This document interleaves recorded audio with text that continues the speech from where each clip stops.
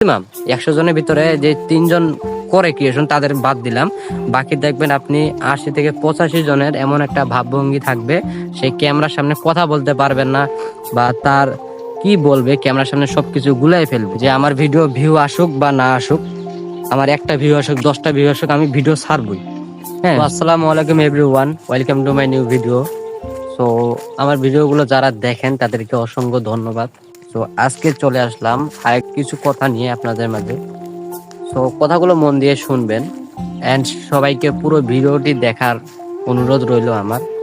তো আমাদের আজকালকার যে আমরা জেনারেশনের মানুষ আছি, বেশিরভাগ মানুষের মাইন্ড সেট আপটা হয়ে গেছে এমন যে আমরা ধরেন 100 জন আমরা ফেসবুক চালাই।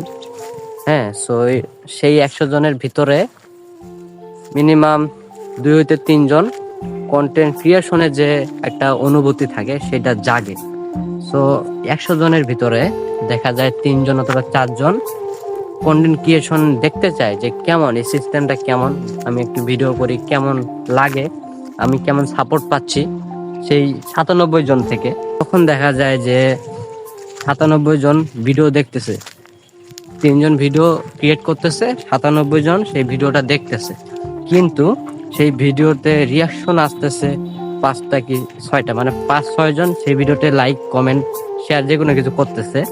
তখন তার একটা চিন্তা ভাবনা আসে যে এত কষ্ট করে একটা ভিডিও মেক করলাম, সেই ভিডিওটা ভিউ গেল এত, কিন্তু লাইক বা কোনো রিয়াকশন নেই। তখন তার নিজেরই একটা মন ভাঙা ভাঙা ভাব আসবে যে এগুলো ভিডিও করা যাবে না, হ্যান দেন সেরকম একটা। অ্যান্ড আমাদের সেই মাইন্ডসেটটা এমন যে আমরা চাই না যে কেউ আমাদের পরিচিত কেউ উপরে উঠুক বা সে জীবনে ভালো কিছু করুক ইন ফিউচার। এবং আমরা যদি দেখি যে এই ছেলেটা বা অমুক একজন নতুন ভিডিওতে আসছে বা কন্টেন্ট ক্রিয়েশনে আসছে, তখন আমরা করে কি, তাকে যখন বাস্তবে দেখা হয় সামনাসামনি, তখন অনেক মজা ঠাট্টা করি যে প্রতিবন্ধী, টিকটকার, হ্যান ত্যান, অনেক নানান রকম সমালোচনা করি। সো আমরা যদি চাই যে আমরা 100 জনের ভিতরে 3 জন বা 4 জন ভিডিও ক্রিয়েশন করি বা করে, সো আমরা এই 96 বা 97 জন রয়েছি, সেইখান থেকে যদি আমরা 20টা বা 30টা যদি শেয়ার দিতে পারি, মানে সেই একজন পার্সনকে ভিডিওটা যদি আমরা পোস্ট করি আমাদের আইডিতে, অনেক 100 জনের ভিতরে দেখবেন আপনারা ম্যাক্সিমাম 5K ফলোয়ার রয়েছে, কিন্তু তারা কি করে, তাদের যে ভিডিও ক্রিয়েশনের যে অনুভূতি বা একটা সাহস, ক্যামেরার সামনে আসার যে একটা সাহস যেটা লাগে, সেই সাহসটা তার থাকে না। মানে অনেকে ক্যামেরার সামনে কথা বলতে পারে না। যেমন আমি কিন্তু একজন ছোট মানুষ, আমি ছোট কন্টেন্ট ক্রিয়েশন নিয়ে আসি, এখনো সেই বড় হইতে পারি নাই। সো আমারও অনেক নানান ভুল হয়, কিন্তু দেখা যায় আমি যেভাবে ক্যামেরার সামনে কথা বলছি বা আপনাদের সামনে আমি প্রেজেন্ট করতেছি কথাগুলো, অনেকে মানে ম্যাক্সিমাম 100 জনের ভিতরে যে 3 জন করে ক্রিয়েশন তাদের বাদ দিলাম, বাকি দেখবেন আপনি 80 থেকে 85 জনের এমন একটা ভাবভঙ্গি থাকবে, সেই ক্যামেরার সামনে কথা বলতে পারবেন না, বা তার কি বলবে ক্যামেরার সামনে সবকিছু গুলাই ফেলবে।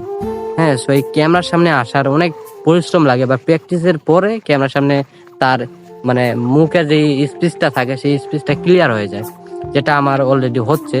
অনেকে রয়েছে যে 5K ফলোয়ার ডান রয়েছে, যদি আমরা সেই ভিডিওটা একজন ভালো একটি ভিডিও মেক করলো সুন্দর, আমরা দেখতেছি, আমরা দেখি যে ভিডিওটা অনেক সুন্দর হয়েছে, কিন্তু তারপরও লাইক কমেন্ট শেয়ার কোনো কিছুই করি না, যে যা দেখে স্ক্রল করে উপরে ঠেলে দিই।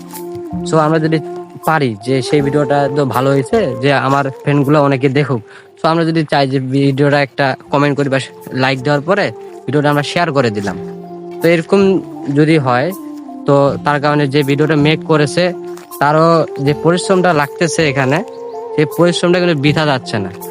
সো আমাদের যে মাইন্ড সেট আপটা রয়েছে, এই মাইন্ড সেট আপটা এরকমই যে আমরা চাই না যে এই কন্টেন্ট ক্রিয়েশনের দিক দিয়ে কেউ উপরে যাক। সামনাসামনি দেখা হলে আমরা নানান কথাই বলি, কিন্তু আসলে তার ভিডিও আমরা দেখি, কিন্তু তাকে সেরকম ভাবে কোনো কিছু সাপোর্ট করি না, যার কারণে মানে অনেকের আশা জাগে যে ফেসবুকে আসবো বা কন্টেন্ট ক্রিয়েশনে আসবো, কন্টেন্ট ক্রিয়েট করব, মানে ভাইরাল হবো এমন, কিন্তু সবাই পারে না, তাকে সাপোর্ট করি না।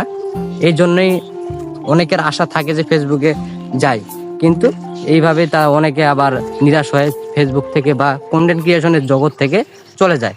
কিন্তু যে ব্যক্তি লেগে থাকে যে আমার ভিডিও ভিউ আসুক বা না আসুক, আমার একটা ভিউ আসুক 10টা ভিউ আসুক, আমি ভিডিও ছাড়বই, হ্যাঁ, সো সেই ব্যক্তি দেখা যাচ্ছে যে 1 বছর বা 6 মাস 5 মাস যতদিন কষ্ট করে, কষ্টের ফল যে প্রকৃত কষ্টটা করবে, তার যে কষ্টের ফলটা পাবে সেটা কিন্তু আসলেই 100% শিওর ফল পাবে। তার কষ্টটা কিন্তু বৃথা যাবে না। তো এইটাই, যদি আমরা এইভাবে ভাবি যে একজন আমাদের পরিচিত একজন বা আমার প্রতিদিন দেখা হয়, তো সে ভালো কিছু করতেছে, যে একটা ভিডিও ক্রিয়েশনে গিয়েছে, তো আমরা চাইলে তাকে উপরে উঠাতে পারি।